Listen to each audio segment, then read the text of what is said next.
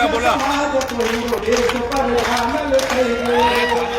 नाही आता नाही येते बाजूला आपले आल्यावर होतो रिकॉर्डिंग झाली ती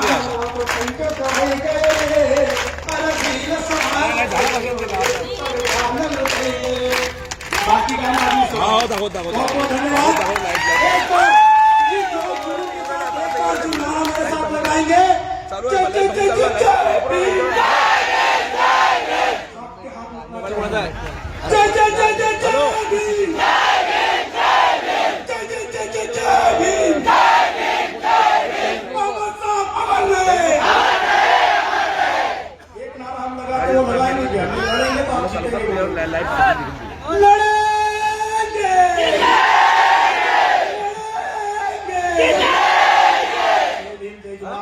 ना इसने आपको मुझे दिया उसके लिए आपको कोटि कोटि आभार। और मैं मुझे बेटे नहीं रे हमारे बेटे नहीं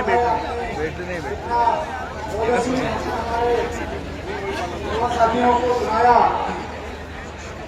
आज सभी समाज बंधुओं का इंतजार का पल खत्म होने जा रहा है, इंतजार की घड़ियां समाप्त होने जा रही है और वो महान शख्सियत जिनको आज हम देखने आए हैं, जिनको आज हम सुनने आए हैं, उनके संदर्भ में मैं एक बात कहना चाहता हूं बाबा साहब को लेकर के।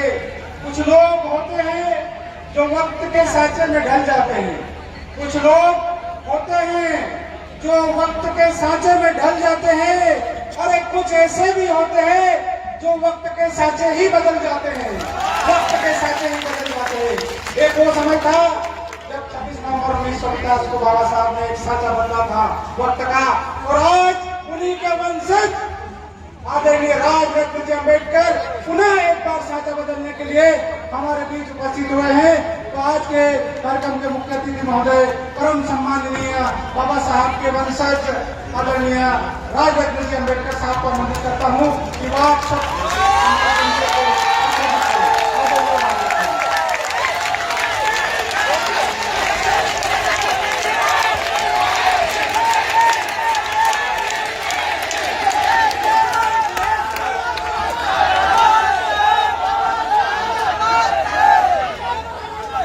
विष्णु वंदनीय तथागत सिद्धार्थ गौतम बुद्ध परम पूज्य बोधिसत्व डॉक्टर बाबा साहेब आंबेडकर, महात्मा ज्योतिबा फुले, छत्रपति शिवाजी महाराज, छत्रपति शाहू महाराज, माता रमाई, माता भीमाई, माता सावित्री माई, बिरसा मुंडा, तंट्या मामा और जिन जिन महापुरुषों ने और महानायिकाओं ने हमारे हक और अधिकार की लड़ाई लड़ी, उन सभी महापुरुषों को और महानायिकाओं को मैं तिरका वंदन करता हूं।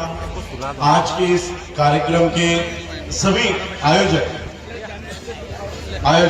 रामेश्वर भड़ोले जी, नितेश आड़तिया जी, जीतू वर्मा जी, रितेश महेश्वरी जी, ओजस निहाले जी, राजू गांगले जी, नारायण सोलंकी जी, अमित भालसे, दिलीप साठे, जितेंद्र चौहान, विष्णु गोखले, लक्ष्मी आरातिया, मुकुल बौद्ध, हमारे बुद्धिस्ट सोसाइटी ऑफ इंडिया भारतीय बौद्ध महासभा के मध्य प्रदेश अध्यक्ष मुकुल बौद्ध जी, डॉक्टर शोभा सुद्रास जी, डीएल नगराले जी, डॉक्टर शीला दांडगे मैडम, मोहन राव वाकोले जी, सुनील वाघ, आनंद वाघ और सभी यहाँ पर उपस्थित मेरे भाइयों को, मेरे माताओं को जय भीम, नमो बुद्धाय। आज माता रमाई के जयंती के उपलक्ष्य में हम लोग यहाँ पर डॉक्टर बाबा साहब अम्बेडकर जी के प्रतिमा का अनावरण करने के लिए यहाँ पर उपस्थित हुए। लेकिन 2 दिन पहले ही मुझे खबर आई कि आज यहाँ पर डॉक्टर बाबा साहब अम्बेडकर जी के प्रतिमा का अनावरण करने की अनुमति प्रशासन ने नहीं दी है। और इसलिए जब मुझे आमंत्रित किया गया कि आपको बाबा साहब की प्रतिमा का अनावरण करना है, मैंने पूछा क्या अनुमति मिल गई है, तो इन्होंने कहा कि नहीं। देखिए, मैं पूरे विश्व में घूमता हूं, बाबा साहब अम्बेडकर जी की प्रतिमा का अनावरण करने के लिए, उद्घाटन करने के लिए मुझे यूएस में बुलाया जाता है, ऑस्ट्रेलिया में बुलाया जाता है, कनाडा में बुलाया जाता है। बाबा साहब अम्बेडकर जी की पूरे विश्व में जितने महापुरुष नहीं होंगे उतनी मूर्तियां बाबा साहब अंबेडकर जी की पूरे विश्व में है। आज मैं मध्य प्रदेश के धरती पर हूं। यह ऐसा राज्य है जहां पर डॉक्टर बाबा साहब अंबेडकर जी का जन्म हुआ। कुछ ही दूरी पर बाबा साहब अंबेडकर जी की जन्मभूमि है। एक तरफ जापान में डॉक्टर बाबा साहब अंबेडकर जी की प्रतिमा लगाई है। यूएस में कोलंबिया यूनिवर्सिटी में है, ऑस्ट्रेलिया में है, कनाडा में है, दुबई में है। पूरे विश्व में डॉक्टर बाबा साहब अंबेडकर जी की प्रतिमा है। 4 साल पहले डॉक्टर बाबा साहब अंबेडकर जी को अभिवादन करते समय बराक ओबामा का नाम पता है आपको? US ex president Barack Obama Baba Saheb Ambedkar जी को अभिवादन करते समय कहते हैं कि अगर डॉक्टर बाबा साहब अंबेडकर हमारे देश में पैदा होते तो हम इस सूरज का नाम बदलकर उसको अंबेडकर कर देते।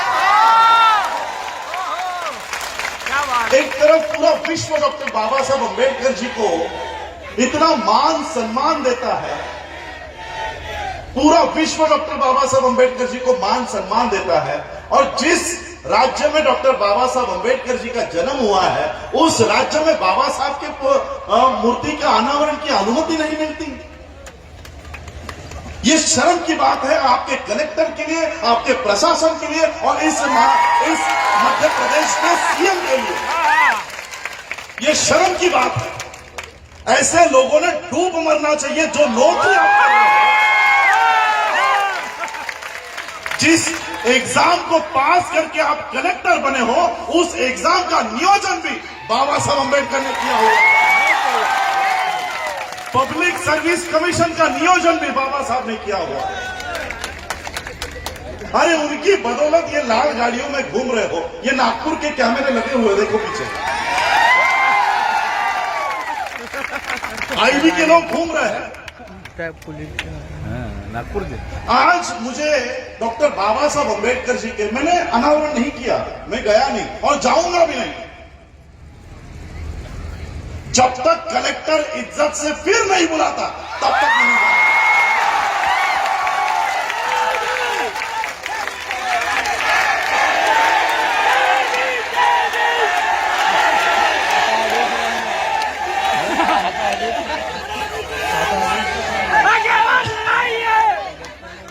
आज मुझे महाड़ के चौदार तालाब की याद आ रही है।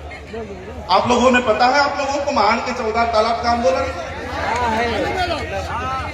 1927 में 20 मार्च 1927 में बाबा साहब अंबेडकर जी ने ऐसे ही लोगों को इकट्ठा किया और पानी पीने का पहला अधिकार बाबा साहब ने वहां से प्राप्त किया।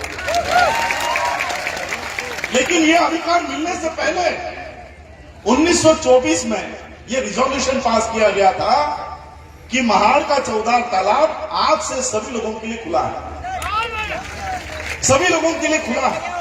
बाबा साहब ने देखा 1924 उलट गई, 1925 उलट गई। अच्छा ये देखो मुझे चिट्ठी आई है कि कलेक्टर महिला है।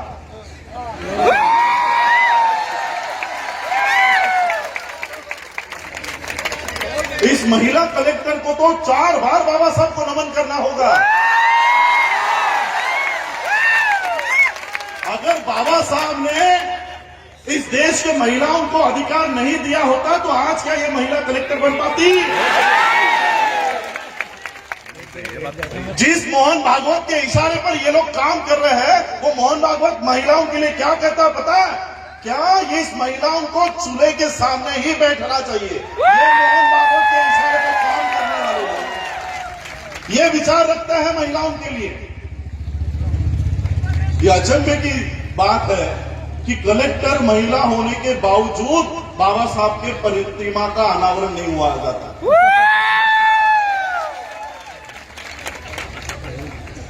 उन्नीस 1924 में जब महाड़ के चौदार तालाब का पानी पीने की अनुमति उस समय के म्युनिसिपैलिटी, जैसे आज आपकी ग्राम पंचायत ने आपको अनुमति दे दी थी, उस समय के ग्राम पंचायत ने अनुमति दे दी थी कि यह तालाब आज से सबके लिए खुला है। लेकिन वहां का सवर्ण उसको लगा इन लोगों को कैसे अधिकार दे। हमारा समाज डरा हुआ था, हमारे लोग डरे हुए थे। बाबा साहब ने देखा 1924 चली गई, 1925 चला गया, ये लोग इंसान हैं, 2 हाथ 2 पैर वाले इंसान हैं। जानवर पानी पी रहा है लेकिन इंसान पानी नहीं पी रहा। कुत्ता भेड़ बकरी उस तालाब से पानी पी रहे हैं लेकिन इंसानों जैसे इंसान ये पानी को हाथ लगाने से डर रहे हैं। बाबा साहब ने क्या किया, छोटे मीटिंगें ली, सभा ली और इन लोगों को इकट्ठा किया, इन लोगों में जान फूकी और 20 मार्च 1927 को इन सभी को इकट्ठा करके बाबा साहब उस पहाड़ के चौदार तालाब पर गए। पहले बाबा साहब ने पानी पिया और बाबा साहब को देखते देखते 50,000 लोगों ने पानी पिया। ये पानी पीने का आंदोलन बाबा साहब नहीं कर रहे थे। आज आप यहां पर बाबा साहब की प्रतिमा का अनावरण कर रहे हो, आज आपको पता चलेगा ये बाबा साहब के प्रतिमा का अनावरण का कार्यक्रम हो ही नहीं रहा है। अब ये कुछ और ही हो रहा है। वो क्या हो रहा है मैं आपको थोड़ी देर में समझाऊंगा। बाबा साहब ने देखा कि ये जो लोग इंसान हैं, जानवर बिना डरे पानी पी रहा है और इंसान डरा हुआ है। बाबा साहब ने पानी पीने का आंदोलन नहीं किया, मरे हुए लोगों को जिंदा करने का काम बाबा साहब ने उस समय किया। और फिर बाबा साहब ने घोषित किया कि फिर आएंगे, 25 दिसंबर 1927 को फिर आएंगे। और फिर बाबा साहब 25 दिसंबर को उस महाड़ के चौदार तालाब के लिए निकले। जैसे ही वहां पर पहुंचे, पुलिस वाला बाबा साहब को मिलने के लिए आया और पुलिस वाले ने कहा, अंग्रेज पुलिस वाले ने कहा कि बाबा साहब सवर्णों ने कोर्ट में याचिका दायर की है कि आप ये चौदार तालाब का पानी नहीं पी सकते और वहां पर स्टे ऑर्डर आया, इसलिए अगर आप वहां पर जाते हो तो मुझे आपको अरेस्ट करनी होगी और बाकी सभी कार्यकर्ताओं को अरेस्ट करना होगा। बाकी सभी कार्यकर्ताओं ने कहा कि बाबा साहब हम जेल में बैठने के लिए तैयार है, हम उस चौदार तालाब पर जाएंगे। बाबा साहब सोच रहे थे कि क्या किया जाए, क्या किया जाए। अंग्रेज अधिकारी कह रहा था कि बाबा साहब हम आपके अधिकार के खिलाफ नहीं है, बल्कि हमने ही तो आपको अधिकार दिया था। लेकिन यहां के सवर्णों ने आपके खिलाफ कोर्ट में याचिका की है और आपको रोक लगाई। बाबा साहब ने सोचा कि ये जो सवर्ण है, ये सवर्ण क्यों हमें पानी पीने नहीं दे रहा, क्योंकि उसके धर्म ग्रंथ में लिखा हुआ, और उसका धर्म ग्रंथ कौन सा है, मनुस्मृति। मनुस्मृति में लिखा हुआ है। जब बाबा साहब को पता चला कि इस मनुस्मृति के कानून के अनुसार हमको पानी पीने के लिए जाने से मनाही किया जा रहा है, तब बाबा साहब महाड़ के चौदार तालाब पर नहीं गए, बल्कि उस मनुस्मृति को बाबा साहब ने जला दिया कि इस मनुस्मृति के लिए आप हमको पानी पीने नहीं दे रहे हो, इस मनुस्मृति के लिखे हुए कानून के लिए आप हमको महाड़ के चौदार तालाब पर जाने के लिए नहीं दे रहे हो। बाबा साहब ने 25 दिसंबर 1927 को जो मनुस्मृति चलाई है, आज 2021 तक वो अपना सर भी ऊपर उठा नहीं पा रही है। अब यही प्रसंग 2021 में थोड़ा सा ज्वाइन करके देखो। आपका ग्राम पंचायत आपको बाबा साहब के मूर्ति का अनावरण करने की परमिशन देती है कि नहीं देती है? लेकिन आपका कलेक्टर, आपका प्रशासन कहता है कि नहीं देंगे। अब मुझे बताओ, आप इंसान हो? अगर आप किसी कुत्ते को पत्थर मारते हो तो वो कुत्ता पत्थर को काटेगा या मारने वाले को काटेगा? तो ये जो कलेक्टर है ये पत्थर है।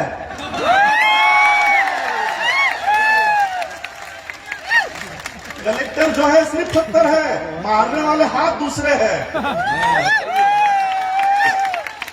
हमें कलेक्टर, एसपी, डीएसपी इनके साथ कोई बैर नहीं है, ये तो किसी और के गुलाम हैं। बाबा साहब अगर उस समय 1927 में अड़ जाते कि नहीं हमें पानी पीने के लिए जाना है, तो बाबा साहब मनुस्मृति नहीं जलाते।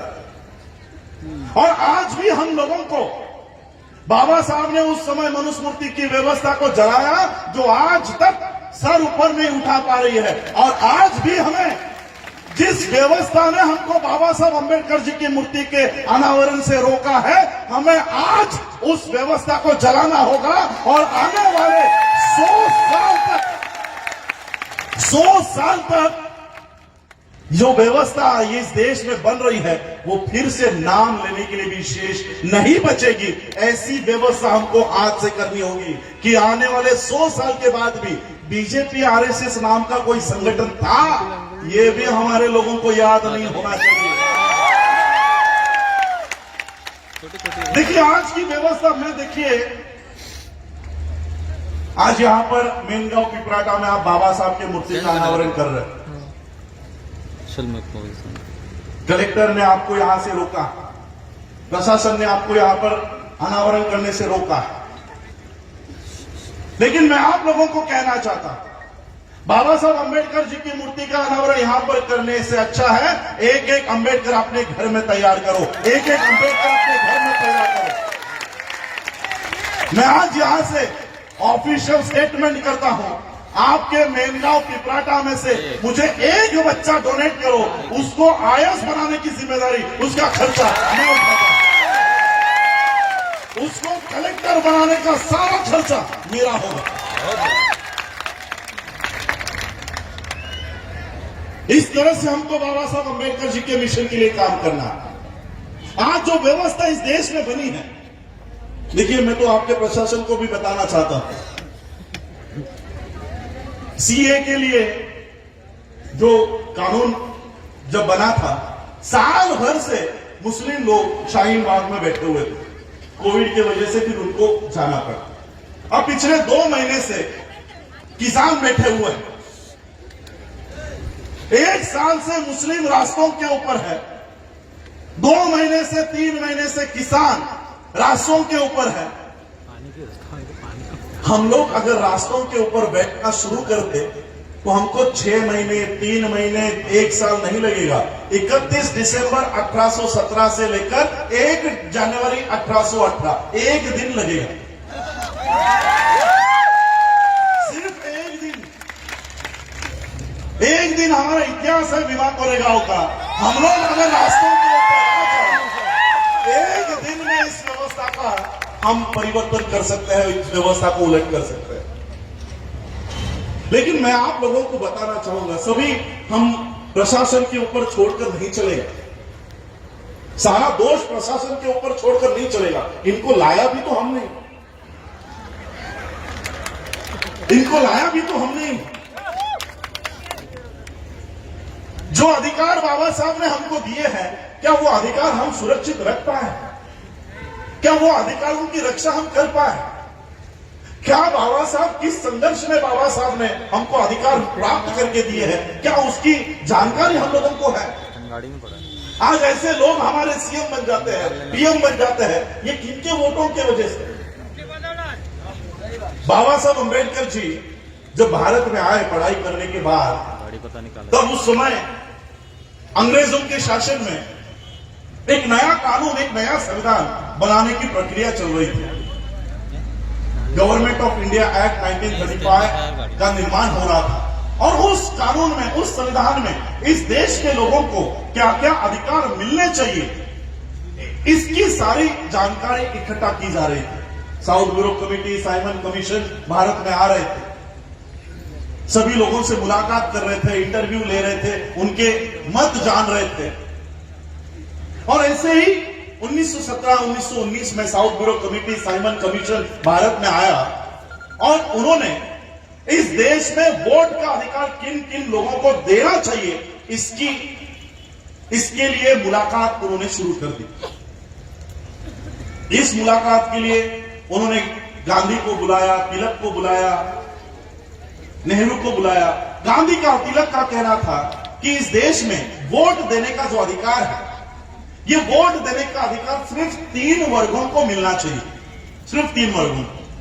अंग्रेजों ने पूछा कौन से 3 वर्ग? गांधी जी ने कहा कि जो लोग पढ़े लिखे हैं कम से कम 8वीं पास होने का सबूत दिखा सकते हैं, ऐसे ही लोगों को वोट देने का अधिकार इस देश में होना चाहिए।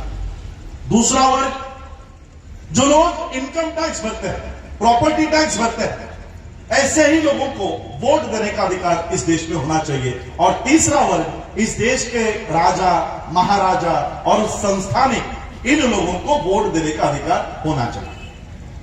अब बाबा साहब को इस बात का पता चला कि गांधी जी ने इस तरह की मांग अंग्रेजों के सामने रखी। बाबा साहब अंबेडकर जी ने साउथ ब्यूरो कमेटी को, साइमन कमीशन को मुलाकात देकर कहा कि गांधी जी के निकषों के अनुसार, उनके इच्छा के अनुसार अगर आप इस देश में वोट देने का अधिकार लागू करोगे तो हमारे लोगों को वोट देने का अधिकार ही नहीं मिलेगा। अंग्रेजों ने पूछा कैसे नहीं मिलेगा, हमें बताओ। बाबा साहब ने कहा मनुस्मृति के कानून के अनुसार हम लोगों को पढ़ाई लिखाई करने का अधिकार ही नहीं है। अगर पढ़ाई लिखाई करने का अधिकार ही नहीं हो तो 8वीं पास होने का सबूत कहां से लाएंगे? मनुस्मृति के अनुसार हम लोगों को पैसा इकट्ठा करने का अधिकार नहीं है, नौकरी करने का अधिकार नहीं है, व्यवसाय बिजनेस करने का अधिकार नहीं है। अगर हम लोगों के पास पैसे ही नहीं हो तो टैक्स किसके ऊपर भरेंगे? टैक्स की रिसीट कहां से लाएंगे? और राजा महाराजा तो हम लोग को है ही नहीं, तो हमको तो वोट का अधिकार ही नहीं मिलेगा। तो अंग्रेजों ने बाबा साहब से पूछा, तो बाबा साहब आपके लोगों को अगर वोट देने का अधिकार देना है तो हमें क्या करना होगा? बाबा साहब ने कहा, एक तो हम आपको 8वीं पास होने का सबूत नहीं दिखा सकते, इनकम टैक्स की, प्रॉपर्टी टैक्स की रिसीट नहीं दिखा सकते, लेकिन एक बात जरूर आपको साबित करके देंगे। अंग्रेजों ने कहा कौन सी? बाबा साहब ने कहा हम इस देश में पैदा हुए हैं, हर साल हमारी उम्र बढ़ती है, और इसलिए अगर आपको इस देश में वोट देने का अधिकार देना है तो हमारे उम्र के आधार पर दीजिए, हमारी उम्र के आधार पर दीजिए।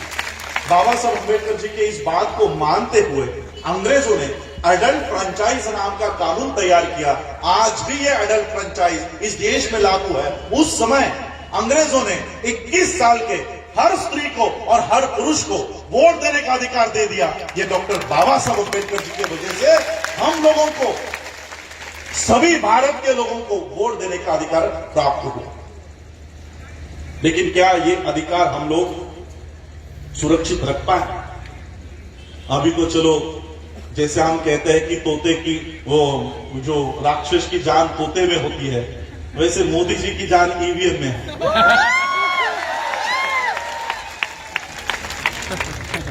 तो ये ईवीएम का टेटवा जैसे ही दबेगा, बीजेपी गिरते गिरते गिरते गिरते जीरो हो जाएगा। लेकिन शुरुआत से 1952 में पहली इलेक्शन हुई, क्या उस समय से लेकर आज तक हम अपने अधिकार को बचा पाए?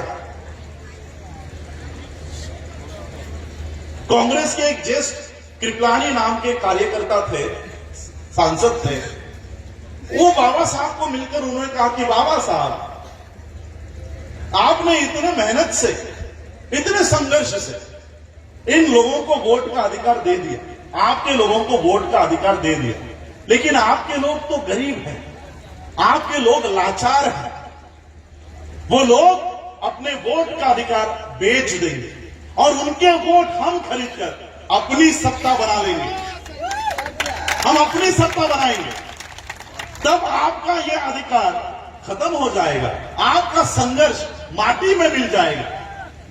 बाबा साहब ने उस कृपलानी को जवाब दिया,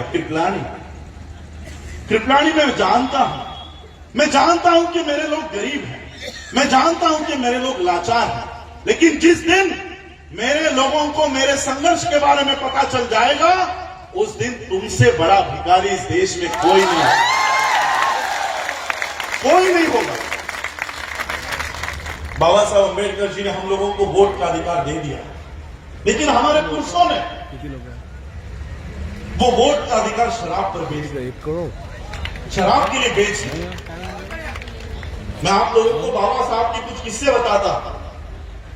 बाबा साहब जब पढ़ाई करने के लिए लंदन में जाया करते थे, ग्रेस इन में जाया करते थे, न्यूयॉर्क में जाया करते थे, आज भी कनाडा का तापमान -2 डिग्री बर्फ गिर रहा है।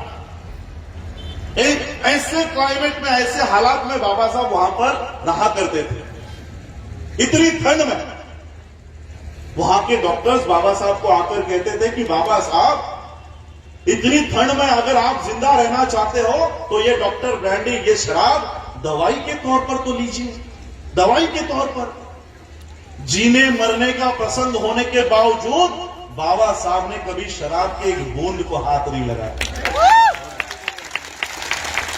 और उन्हीं बाबा साहब अंबेडकर जी के वोट के अधिकार को हम शराब पे बेचाते हैं। हाँ, सही है। क्या मोदी से पहले हम कसूरवार नहीं है? क्या हम दोषी नहीं है? बहुत बढ़िया। और हमारी महिला वो सोचती होगी हाँ हमारे पुरुषों ने बेच दिया, हमने नहीं बेचा। महिलाओं के वोट का अधिकार कैसे छीना पता आप लोगों को? साड़ियां बांटते हैं, साड़ियां बांटते हैं, साड़ी लेके जाओ, वोट देके जाओ। मैं आज माता रमाई के जयंती के उपलक्ष्य में हम लोग यहां पर बाबा साहब की मूर्ति का अनावरण करने के लिए आए। माता रमाई की एक याद बताता हूं। बाबा साहब जब पीएचडी होकर बंबई लौट रहे थे, तब बाबा साहब के कार्यकर्ताओं को पता चला कि बाबा साहब इस बोर्ड से आने वाले हैं, और जैसे ही बाबा साहब मुंबई में उतरेंगे, उनका सत्कार हम आयोजन करते हैं। बाबा साहब अंबेडकर जी के सत्कार के आयोजन का कार्यक्रम शुरू हुआ। घर पर माता रमाई को पता चला कि मेरे पति आने वाले हैं और उनका सत्कार होने वाला है। माता रमाई ने एक छोटी सी इच्छा व्यक्त की। क्या? कि अपने पति का, मेरे पति का सत्कार मुझे अपने आंखों से देखना। एक छोटी सी इच्छा माता रमाई ने व्यक्त की कि मेरे पति का सत्कार मुझे होते हुए देखना है। लेकिन माता रमाई की समस्या क्या थी पता? माता रमाई की एक समस्या थी कि उनके पास एक भी अच्छी साड़ी पहनने के लिए नहीं थी। जो साड़ी उन्होंने पहनी हुई थी वो 7 जगहों से फटी हुई थी। अब पीएचडी प्राप्त करके आए हुए बाबा साहब अंबेडकर जी का सत्कार होने वाला है, और उनकी पत्नी ऐसे फटे साड़ी में जाए, अच्छा लगेगा? माता रमाई सोच रहे थे कि मैं कैसे जाऊं बाबा साहब का सत्कार देखने के लिए, मैं कैसे जाऊं अपने पति का सत्कार इस फटे हुए हाल में। लोग बाबा साहब को ताना देंगे कि देखो अपने पत्नी को किस हालत में रखा। माता रमाई सोच रहे थे कि मैं कैसे जाऊं। तब माता रमाई को याद आया कि छत्रपति शाहू महाराज जी ने बाबा साहब अंबेडकर जी का सत्कार करते समय एक पगड़ी उनको पहनाई थी, पगड़ी, और वो पगड़ी उन्होंने संभाल कर ट्रंक में रखी हुई। माता रमाई ने वो ट्रंक खोली, वो पगड़ी निकाली, और जहां जहां पर वो साड़ी फटी है वहां पर लपेट कर माता रमाई बाबा साहब का सत्कार देखने के लिए गए। अब पति का सत्कार हो रहा है तो पत्नी ने मंच पर आकर बैठकर देखना चाहिए, लेकिन माता रमाई मंच पर नहीं आई। कम से कम पहले रो में बैठकर, वहां पर भी माता रमाई नहीं आई। जहां पर बाबा साहब का सत्कार चल रहा था, वहां पर एक पेड़ के पीछे छुप छुप कर बाबा साहब का सत्कार माता रमाई देख रहे थे, चुप चुप कर। अब बाबा साहब का ध्यान पूरे समाज पर। उन्होंने उतनी भीड़ में देखा कि मेरी पत्नी पेड़ के पीछे छुप छुप कर मेरा सत्कार देख रही है, और वो छुपकर ही क्यों देख रही है, इसकी वजह भी बाबा साहब को पता चली कि माता रमाई आगे क्यों नहीं आ रही। बाबा साहब अंबेडकर जी का सत्कार संपन्न हुआ। बाबा साहब मन से नीचे उतरे और उस पेड़ के दिशा में चलते हुए गए। माता रमाई का हाथ अपने हाथ में लिया और माता रमाई से कहा, रामू, रामू, मुझे अगर तेरे अकेले का संसार करना होता तो मैं वो सोने जैसा करता।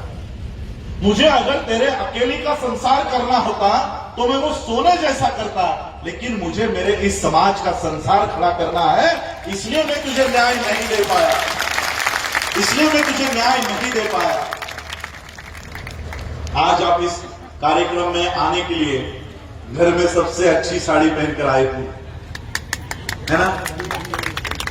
बंबई में, मेट्रोपॉलिटन सिटीज में हमारे महिलाओं की परिस्थिति इतनी बदल गई है कि वो जो कबोर्ड होता है, अलमारी, खोलते ही धड़ाम करके साड़ियां नीचे गिर जाती। ये परिवर्तन कैसे हुआ पता है? माता रमाई अगर उस समय फटी हुई साड़ियां नहीं पहनती तो आज भी आपके शरीर पर अच्छी साड़ियां नहीं आती। ये माता रमाई का त्याग है, ये माता रमाई का बलिदान है। इसी माता रमाई के त्याग को, बाबा साहब के बलिदान को हम साड़ियों पे बेच आ गए, साड़ियों पे बेच आ गए।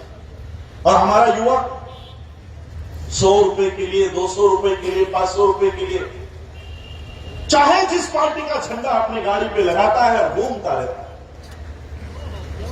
आज कांग्रेस का झंडा, कल बीजेपी का झंडा, 100-200 रुपए के लिए हमारे लोग किसी और का झंडा हाथ में लेकर उसका प्रचार करते रहते। सोचिए, अगर पैसे कमाने के लिए अगर बाबा साहब अंबेडकर सोचते कि अभी मेरी बैरिस्ट्री हो गई है, मेरी पीएचडी हो गई है, अब मुझे मेरे परिवार के लिए पैसे कमाने हैं, अगर बाबा साहब उस समय नौकरी या व्यवसाय करते, बिजनेस करते, हर साल इस देश में अमीरों की सूची बनाई जाती है कि इस देश का सबसे अमीर कौन। हर साल अमीरों की सूची में अंबानी का नाम पहले क्रमांक पर होता है। उस समय अगर बाबा साहब अंबेडकर सोचते कि मुझे नौकरी कर लेनी चाहिए, पैसा कमाना चाहिए, तो मैं आज गारंटी से कहता हूं कि आज 2021 में भी सबसे अमीरों के सूची में अंबानी का नहीं, अंबेडकर का नाम पहले क्रमांक पर होगा। इतने पैसे डॉक्टर बाबा साहब अंबेडकर कमा सकते थे, लेकिन मुझे अभिमान है, मुझे गर्व है इस बात पर कि डॉक्टर बाबा साहब अंबेडकर जी ने अपने परिवार के पालन पोषण के लिए नौकरी या व्यवसाय नहीं किया।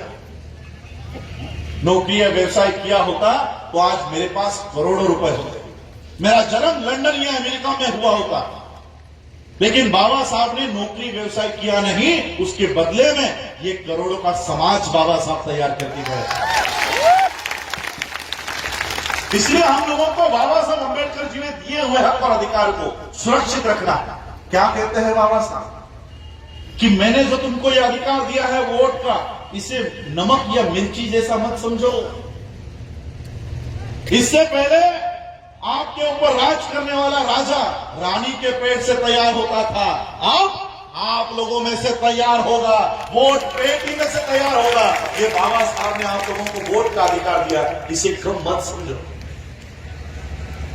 आज इस वोट के अधिकार को जीरो कर दिया गया। जिस सत्ता को हम लोग वोट देकर चुनकर लाते हैं, ये उसके बाद पैसों से एमएलए को खरीद कर नई सत्ता बना देते हैं।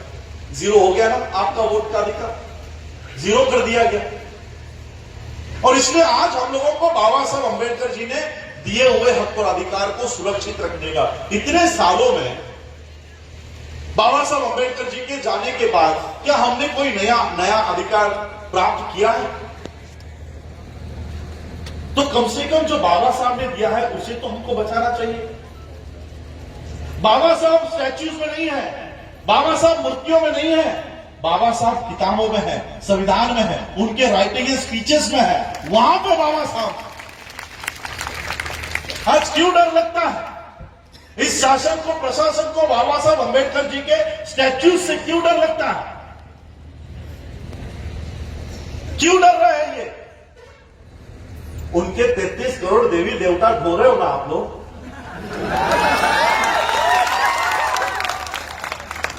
उनके 33 करोड़ देवी देवता आप लोग ढो सकते हो, क्या एक बाबा साहब की मूर्ति इनको हजम नहीं होती?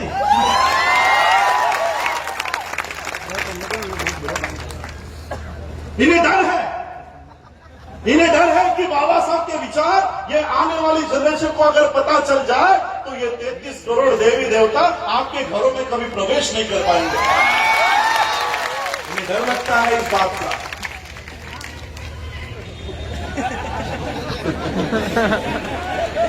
वो तो है। तो इसलिए हम लोगों को बाबा साहब के विचारों के ऊपर उस तरह से चलना चाहिए। बाबा साहब अंबेडकर जी ने जो संविधान आज हम लोगों को दिया है, वो संविधान आज इस देश से नष्ट करने की ये सभी लोग तैयारी कर रहे हैं। संविधान दिए हुए कितने साल हो गए? 72 ईयर्स हुए। आज 2021 चल रहा है, 1950 में संविधान लागू हुआ। कितने ईयर्स हो गए? 71 ईयर्स। मनुस्मृति कितने सालों तक थी? 2500 साल। कितने साल? 2500 साल। और संविधान कितने साल का है? 70 साल का। 2500 साल के मनुस्मृति को 70 साल के संविधान से डर लगने लग गया है।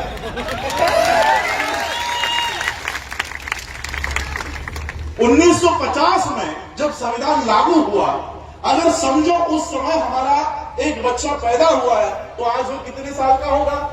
70 साल का। यानी सिर्फ एक ही पीढ़ी सिर्फ संविधान के दायरे में आई है। अभी तो हमारी दूसरी पीढ़ी संविधान के दायरे में आई भी नहीं है। मनुस्मृति में कितनी पीढ़ियां गई हमारी? हजारों पीढ़ियां गई। 25,000 साल औसतन उम्र अगर हम सोचते हैं कि 100 साल की उम्र हमको उस समय मिलती होगी, तो 25 पीढ़ियां हमारी मनुस्मृति में थी। तो एक पीढ़ी से इतना डर क्यों लग रहा है? रिजर्वेशन बंद कर दो, एयरपोर्ट बेच दो, रेलवे बेच दो, बीपीसीएल बेच दो। आपको लगता होगा प्राइवेटाइजेशन चल रहा है। नहीं, ये प्राइवेटाइजेशन नहीं है, ये संविधान को उस क्षेत्र से हटाने का काम चल रहा है। अगर बीपीसीएल पब्लिक सेक्टर है तो संविधान वहां पर लागू है। अगर बीपीसीएल बेच दिया अडानी अंबानी को, क्या उस पर संविधान लागू होगा? रेलवे आज भारत सरकार का उपक्रम है तो संविधान उसके ऊपर लागू है। अगर रेलवे अडानी को बेच दिया, क्या संविधान उस पर लागू होगा? तो ये रेलवे बेचा नहीं जा रहा, ये एयर इंडिया बेची नहीं जा रही, ये आपके पब्लिक सेक्टर बेचे नहीं जा रहे, वहां से संविधान को खत्म किया जा रहा है। क्यों? एक पीढ़ी हमारी वहां पर आई है और एक ही पीढ़ी में आपको संविधान से इतनी दिक्कत होने लग गई। 25 पीढ़ियों से संविधान आपके मनुस्मृति में हम लोग जी रहे थे। अब एक पीढ़ी हमारी यहां पर कंप्लीट भी नहीं हुई है। 100 साल अगर उस व्यक्ति को पूरे होने हैं तो अभी और 30 साल बाकी है। मैं आपको बताता हूं इनको संविधान से दिक्कत क्यों है, क्यों ये संविधान से डर रहे हैं। बाबा साहब अंबेडकर जी का एक उदाहरण आपको बताता हूं कि क्यों ये संविधान को इतना काटते हैं। बाबा साहब अंबेडकर जी छोटे थे, कुछ 7वीं 8वीं कक्षा में पढ़ रहे थे। उनके पिताजी रामजी बाबा ये मिलिट्री में, जैसे यहां पर महू में उनके पिताजी का ट्रांसफर हुआ था और यहां पर ही बाबा साहब अंबेडकर जी का जन्म हुआ, उसी तरह से उनके पिताजी का ट्रांसफर होते रहता। रामजी बाबा का ट्रांसफर हो गया और बच्चे स्कूल में पढ़ाई कर रहे थे, उनकी वैकेशंस लग गई, छुट्टियां लग गई, तो पिता को लगा कि अपने बच्चों को मिल लेना चाहिए। तो अपने पिता ने, बाबा साहब अंबेडकर जी के पिता ने बाबा साहब अंबेडकर जी के नाम से टेलीग्राम किया कि बच्चों छुट्टियां अगर लग गई है तो मुझे मिलने के लिए मेरे कैंप पर आ जाओ। ये ट्रेन पकड़ो और ये ट्रेन पकड़कर यहां पर उतरो, मैं आप लोगों को लेने के लिए आ जाऊंगा। किस दिन निकलने वाले हो उसका टेलीग्राम जरूर कर देना। रामजी बाबा ने बाबा साहब को टेलीग्राम करके बुला लिया। बाबा साहब ने टेलीग्राम करके अपने पिता को बता दिया कि हम इस तारीख को निकलेंगे और इस दिन स्टेशन पर आ जाएंगे, आप हमको लेने के लिए आ जाएंगे। अब ये टेलीग्राम रामजी बाबा को मिला ही नहीं और बच्चे निकल गए। ट्रेन में बैठकर स्टेशन पे आकर खड़े हो गए, ट्रेन आकर उनको छोड़कर चली गई, सारे लोग चले गए। ये बच्चे स्टेशन पर अपने पिता की राह देख रहे हैं कि हमारे पिता अब आए ना। अब पिता को पता ही नहीं कि बच्चे कब आने वाले। स्टेशन मास्टर ने देखा कि सब लोग चले गए, ये बच्चे यही खड़े हैं। उस स्टेशन मास्टर बच्चों के पास आया और बच्चों को पूछा कि कहां जाना है, कपड़े से तो अच्छे घर के लग रहे हो, सवर्णों के बच्चे लग रहे हो, कहां जाना है। तो बाबा साहब ने कहा कि मेरे पिताजी मिलिट्री में ऑफिसर है, हमको इस पते पर जाना है। तो उस स्टेशन मास्टर ने वहीं पर नजदीक में बैलगाड़ी वाला खड़ा था, उसको बुलाया कि देखो ये मिलिट्री ऑफिसर के बच्चे हैं, इन्हें यहां पर छोड़ दो। तो उस बैलगाड़ी वाले ने उन बच्चों को बैलगाड़ी में बिठा दिया और वो बैलगाड़ी राम जी बाबा जहां पर थे वहां के लिए निकल पड़े। बैलगाड़ी शुरू होते ही वो बैलगाड़ी वाला बच्चों से बात करने लग गया कि तुम कहां से आए हो, कौन सा गांव है, जाति कौन सी है। और जैसे ही जाति पता चली, बैलगाड़ी वाले ने बैलगाड़ी रोकी और सभी बच्चों को गालियां देकर नीचे उतार दिया कि तुम तो मुझे सवर्णों के बच्चे लग रहे थे, तुम तो अछूतों के बच्चे हो, अभी के अभी नीचे उठो। सभी बच्चे नीचे उतार दिए गए। बाबा साहब ने कहा कि ज्यादा पैसे ले लो लेकिन हमको छोड़ दो, हमको हमारे पिता के यहां छोड़ो। तो बैलगाड़ी वाला बोला पैसे दे रहे तो इनको छोड़ता हूं, लेकिन तुम लोग अछूतों के बच्चे हो इसलिए मेरे बैलगाड़ी में नहीं बैठ सकते, मेरे बैलगाड़ी के पीछे चलते चलते आना, मेरे बैलगाड़ी में नहीं बैठना। और जब तुम थक जाओगे तब मुझे बताओ, अगर बैठना तब मैं नीचे उतर जाऊंगा, तुम्हारे बगल में नहीं बैठूंगा। और फिर बाबा साहब का ये सफर शुरू हो गया। 4-5 किलोमीटर पैदल चलने के बाद बाबा साहब, सारे बच्चे, बाबा साहब के भाई सब थक गए। उन बच्चों ने, बाबा साहब ने बैलगाड़ी वाले से कहा कि आपके पास वो पानी है, मुझे थोड़ा सा पानी दो, मुझे प्यास लगी, मुझे प्यास लगी। बैलगाड़ी वाले ने कहा कि मैं तुम्हें अपना पानी नहीं पिला सकता क्योंकि तुम अछूतों के बच्चे हो, मैं अपना पानी नहीं पिला सकता, लेकिन अगर आगे कोई तालाब आता है, नाला आता है तो मैं गाड़ी रुका दूंगा, तुम लोग पानी पीकर आ जाना। बहुत दूर चलने के बाद भी कोई तालाब नहीं आ रहा था, कोई पानी का ठिकाना नहीं दिखाई दे रहा था। उस बैलगाड़ी वाले को दया आई, उसने देखा कि आगे कुछ पानी दिख रहा है, उसने बैलगाड़ी रोकी और बच्चों को कहा कि देखो वहां पर थोड़ा पानी दिखाई दे रहा है। और सभी बच्चे भागते भागते उस पानी के यहां गए, देखा तो वो तो कीचड़ है, कीचड़, लेकिन प्यास लगी है। वो सारी मिट्टी बाबा साहब ने हटाई और अपने आप को झुकाकर बाबा साहब ने मुंह लगाकर उस कीचड़ में से गंदा कीचड़ का पानी बाबा साहब ने पिया। कपड़े गंदे हो गए थे, मुंह पे मिट्टी लग गई थी। थोड़ी देर में बाबा साहब अपने पिता के यहां पहुंचे। जैसे ही पिता के यहां पहुंचे, पिता को गले लगाकर बाबा साहब रो रो कर, फूट फूट कर रो रहे थे कि ये मेरे साथ ऐसा क्यों इसने किया, मेरे साथ ऐसा बर्ताव क्यों किया।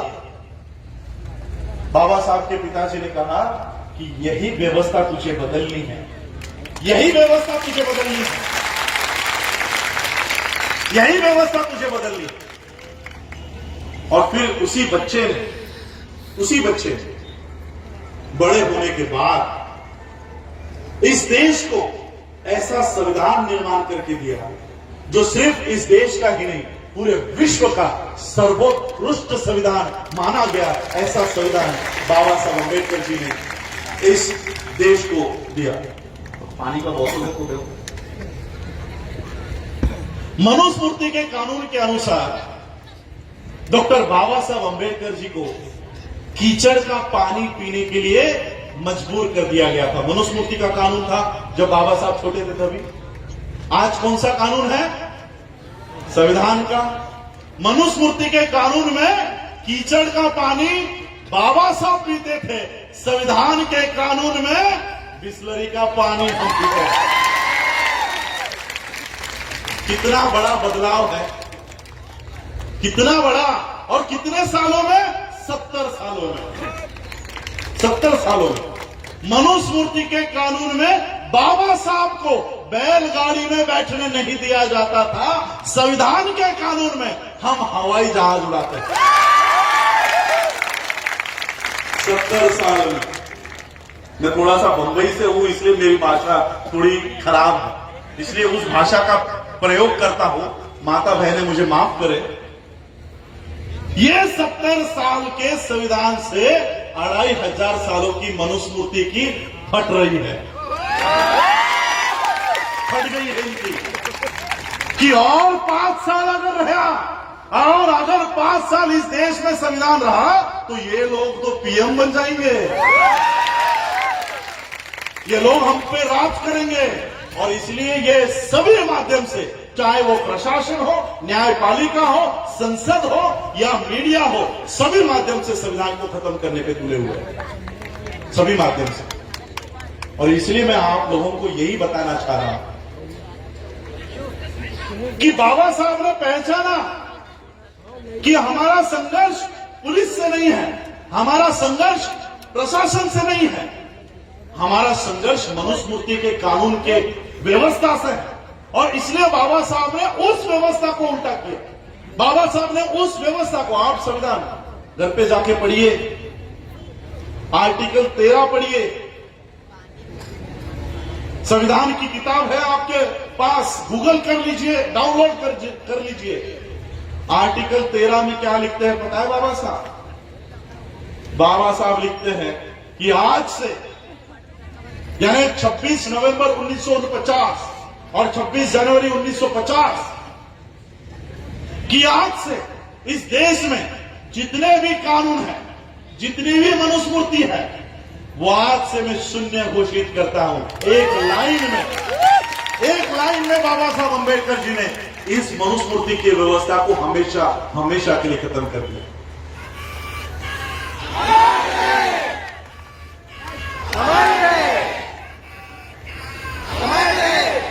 मुझे दुख इस बात का है कि आज मैं मध्य प्रदेश में आकर भी बाबा साहब अंबेडकर जी के मूर्ति का अनावरण नहीं कर पा रहा, और हम इनके सूचना का पालन करेंगे, कलेक्टर के, एसपी के, प्रशासन के सूचना का पालन करेंगे। उन्होंने कहा ना नहीं करने देंगे, नहीं करेंगे। मैं आप लोगों को बताना चाहता हूं कि जिस धरती पर, जिस राज्य में बाबा साहब का जन्म हुआ, उन बाबा साहब आपके अनुमति की मोहताज नहीं है। आप अगर यहां पर बाबा साहब की प्रतिमा का अनावरण करने नहीं दे रहे हो, तो क्या बाबा साहब अंबेडकर जी की प्रतिमा या बाबा साहब अंबेडकर जी की आइडेंटिटी कम होने वाली है? बिल्कुल नहीं। मैं आपको मेरे साथ हुआ किस्सा बताता हूं। मैं संयुक्त राष्ट्र के मीटिंग के लिए, यूनाइटेड नेशन के मीटिंग के लिए, जब मैं मेरे ख्याल से जापान में था, जापान या वियतनाम में था, 125 देश के प्रतिनिधि वहां पर थे। खुद इस देश के उपराष्ट्रपति वेंकैया नायडू भी वहां पर। हम लोग 25 से 30 हजार लोग 5 दिन के लिए वो कॉन्फ्रेंस चल रही थी। तो हम क्या करते थे, अलग अलग देश के लोगों से जान पहचान करते थे। ऑस्ट्रेलिया के लोगों से, जापान के लोगों से, चाइना के लोगों से, अलग अलग देश के लोगों से मिलते थे, बातें करते थे। और वो अलग अलग देश के लोग भी सभी देश के लोगों के साथ पहचान कर रहे थे। लंच ब्रेक में जब हम लोग घूम रहे थे तो चाइना के लोग हमारे सामने आए। चाइना के कुछ बनते जी, चाइना के कुछ डेलीगेट्स, और उन्होंने हमको सवाल किया कि आप लोग कौन से देश से हो, विच कंट्री? तो हमने उनको जवाब दिया, इंडिया, भारत से हम लोग। क्या कहा पता है चाइना के लोगों ने? ये 2 साल पहले की बात है। चाइना के लोग उस समय उन्होंने हमको जवाब दिया, ओ अंबेडकर इंडिया। आज भी इस देश की पहचान मोदी का या गांधी का भारत के नाम से नहीं होती, अंबेडकर के भारत के नाम से होती। चाइना में डॉक्टर बाबा साहब अंबेडकर जी का वेटिंग फॉर वीजा वहां पर स्कूलों में पढ़ाया जाता है। मेरे फेसबुक पेज पे कभी आप विजिट करो, मेरे ख्याल से फरवरी 2020 के तारीख में अगर पीछे जाते हो तो ऑस्ट्रेलिया का एक लाइव वीडियो मैंने किया है। ऑस्ट्रेलिया का कोर्ट, न्यायालय, आम आदमी का नहीं, जहां पर जजेस को पढ़ाया जाता है, जज को पढ़ाया जाता है, उन जजेस की ट्रेनिंग बाबा साहब के प्रतिमा के सामने होती है। जाकर देखो मेरे फेसबुक पेज पे। मूट कोर्ट में बाबा साहब की प्रतिमा वहां पर लगाई रखी है और सभी जज बाबा साहब को सामने रखकर पढ़ाई करते हैं। इस पिपराटा के या इस मेन गांव के कलेक्टर के परमिशन की जरूरत नहीं है बाबा साहब के आइडेंटिटी के लिए। बाबा साहब के वजह से आपकी आइडेंटिटी है। और इसलिए मैं आप लोगों से कहना चाहूंगा, या आपको बाबा साहब की मूर्ति बनाने नहीं देते, या आपको बाबा साहब की मूर्ति लगाने नहीं देते, घर घर में अंबेडकर पैदा करो, घर घर में अंबेडकर निर्माण करो। यही बाबा साहब को सही आदरांजलि होगी, सही अभिवादन होगा। और जिस किसी बच्चे को परीक्षा में या पढ़ाई में दिक्कत होती है, फाइनेंशियल कुछ अड़चन आती है, वो हम उठाने को तैयार हैं, वो हम आगे लेकर जाने के लिए उस बच्चे को तैयार है। और इसलिए मैं आज यहां पर आप लोगों के, मैं बाबा साहब अम्बेडकर जी के प्रतिमा का हम लोग वहां पर नमन करेंगे, उनको अभिवादन करेंगे। आप लोगों के जज्बे को मैं सलाम करता हूं। मुझे कई फोन आए यहां नहीं आने के लिए कि आप मत आओ, प्रोग्राम कैंसिल हो गया है, प्रोग्राम को परमिशन नहीं है। मैंने कहा ठीक है, मूर्ति के आने वाले को परमिशन नहीं है, हम सभा को संबोधित करेंगे, हम सभा में जाएंगे, हम सभा में जाएंगे। और इसलिए मैंने आपको 2 दिन पहले का एक वीडियो देखा 27 सेकंड का।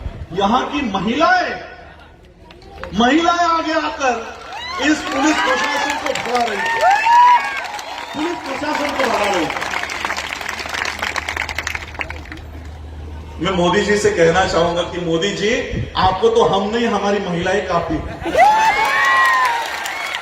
हमारी महिलाएं काफी है।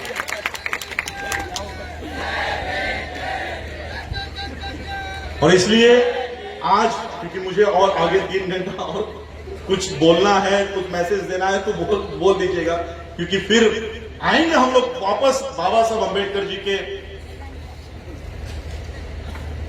अच्छा, ये तो बहुत लंबे चलेंगे टॉपिक्स, ये मुझे बहुत देर हो जाएगी इसमें।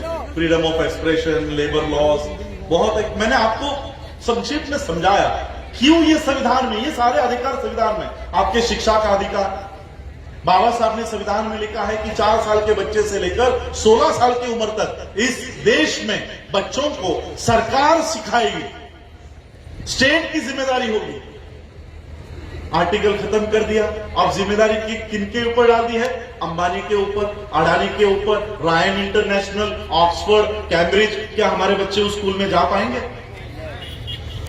तो इस तरह से लेबर लॉ हो, फ्रीडम ऑफ एक्सप्रेशन हो, ये सारे धीरे धीरे धीरे धीरे खत्म किए जा रहे हैं। इसलिए मैंने कहा कि शाहीन बाग के लोग 6 महीने 9 महीने रास्तों के ऊपर बैठे हैं, फार्मर्स, किसान 3 महीने से बैठे हैं। हमको 1 दिन नहीं लगेगा, हमको 1 भी दिन नहीं लगेगा।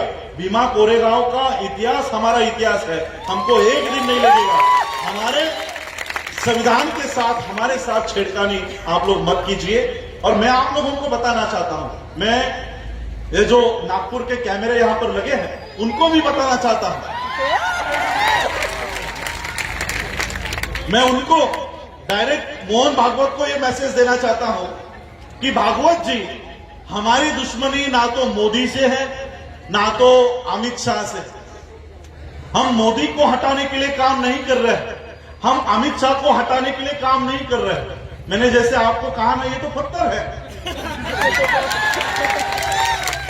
ये तो पत्थर है, पत्थर को कौन काटेगा? हम किसको हटाने के लिए काम कर रहे हैं? भागवत जी, थोड़ा सा मैं नीचे होता हूं कैमरा में नीचे आने के लिए।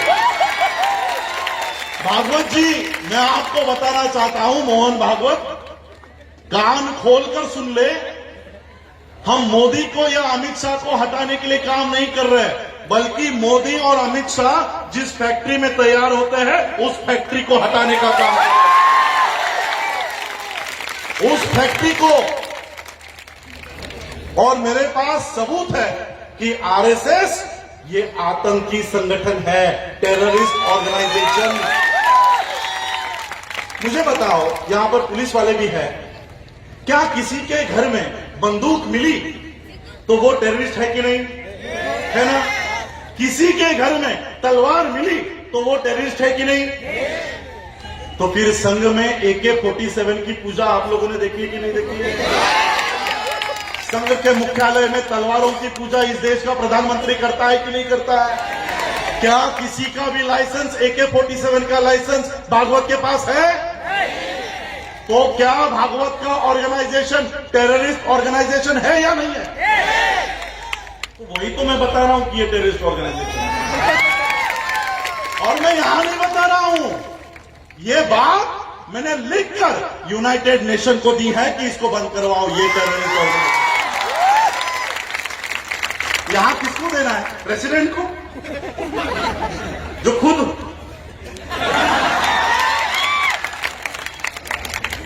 जो खुद लोगों के पैर पड़ रहा है, उसके पास देना है।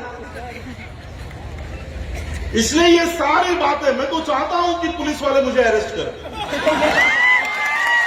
मैं तो चाहता हूं कि आप अरेस्ट करो। मैं सिर्फ बाबा साहब का परपोता नहीं हूं, वर्ल्ड फेलोशिप ऑफ बुद्धिस्ट का सेक्रेटरी भी हूं। 125 देशों का सेक्रेटरी हूं। तब मैं बताऊंगा कि भारत में मैं बौद्ध धर्म का प्रचार प्रसार करने के लिए मुझे जेल में डाला जाता है, तब पूरा विश्व मेरे लिए खड़ा होगा। और ये सिर्फ मीडिया के ऊपर, जी न्यूज के ऊपर, इंडिया टुडे के ऊपर मेरे लिए लिख देते हैं कि ये पाकिस्तानी है, ये दाऊद इसको फंड करता है, पाकिस्तान पैसे देता है। सिर्फ इतना लिखते हो, इतना न्यूज चलाते हो। और बीजेपी के एक MP ने अमित शाह को मेरे नाम से लेटर लिख दिया कि इसको अरेस्ट करो। मैं बोल रहा हूं करो, ताकि वर्ल्ड के सारे ऑर्गेनाइजेशंस मेरे लिए फाइट वहां से करेंगे। और मैं आप लोगों को भी बताना चाहता हूं, बाबा साहब अंबेडकर जी ने जाते जाते हमको ऐसा संगठन देकर गए, जिस संगठन के ये नेतृत्व कर रहा है, जिस संगठन का मैं काम कर रहा हूं, बुद्धिस्ट सोसाइटी ऑफ इंडिया, भारतीय बौद्ध महासभा। जाते जाते बाबा साहब अंबेडकर जी हमको 125 देशों के साथ जोड़कर चले गए। इस देश के नालायक लोगों के हाथों में अगर देश चला गया तो डरो मत, ये 125 देश तुम्हारे समर्थन में खड़े हो जाएंगे। ये खड़े हो जाएंगे। और इसलिए मैं आप लोगों को बताना चाहता हूं, आप लोग भी बाबा साहब की इस संस्था से जुड़ो, बुद्धिस्ट सोसाइटी ऑफ इंडिया, भारतीय बौद्ध महासभा से जुड़ो। और मैं आप लोगों को गारंटी देता हूं कि आपकी ये जो छोटे छोटे बच्चे बैठे हैं ना, इनके गाल पर भी अगर किसी ने चाटा मार दिया तो 125 देश के लोग यहां पर हमारे सुरक्षा के लिए काम करेंगे और कर रहे हैं। फ्रीडम ऑफ एक्सप्रेशन की आप लोगों ने चिट्ठी भेजी। आप लोगों ने देखा होगा किसानों का आंदोलन जब शुरू हुआ तो बड़ी बड़ी दीवारें बनाई जा रही थी।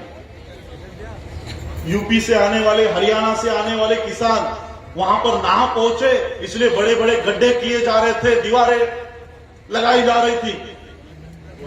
एक मैसेज आया सिर्फ यूनाइटेड नेशन से, एक मैसेज, क्या कि इन लोगों को अपना आंदोलन करने का अधिकार है, भारत सरकार उनको नहीं रोक सकती। तब से इन्होंने दीवारें हटाने शुरू कर दी। एक मैसेज आया, अभी इन्होंने खिल्ले लगाए, फिर से मैसेज आया कि आप लोग ये नहीं कर सकते, खिल्ले उखाड़ना शुरू कर दिए।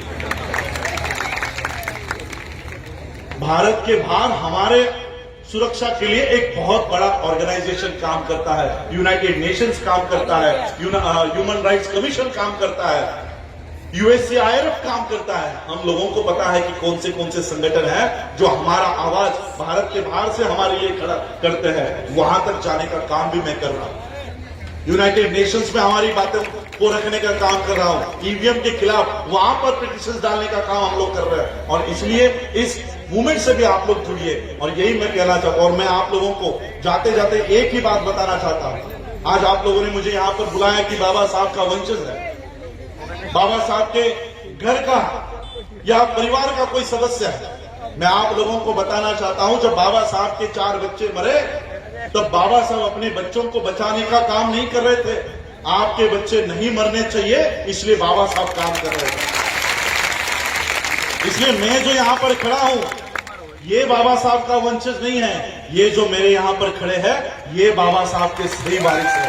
ये जो मेरे यहाँ बैठा है, ये बाबा साहब का खून है। और इसलिए हम लोगों को इकट्ठा होकर बाबा साहब ने जो हक और अधिकार हम लोगों को दिए हैं, उसको बचाने का काम हम लोगों को करना चाहिए। बाबा साहब को यही सच्ची आदरांजलि होगी, यही सच्चा अभिवादन होगा। और मैं फिर से आप लोगों के मेनगांव पिपराटा के लोगों को दिल से सलाम करता हूं कि बाबा साहब के सिर्फ एक मूर्ति के लिए, एक प्रतिमा के लिए अगर आप इतना झट सकते हो, लड़ सकते हो, तो बाबा साहब के अधिकारों को बचाने के लिए भी आप लोगों को इसी तरह से आगे आना होगा। यही आज बात मैं यहाँ रखता हूं। और सभी जो आयोजक है, सभी आयोजकों का मैं आभार व्यक्त करता हूं और यही रुकता हूं। जय भीम, जय भारत, जय भीम।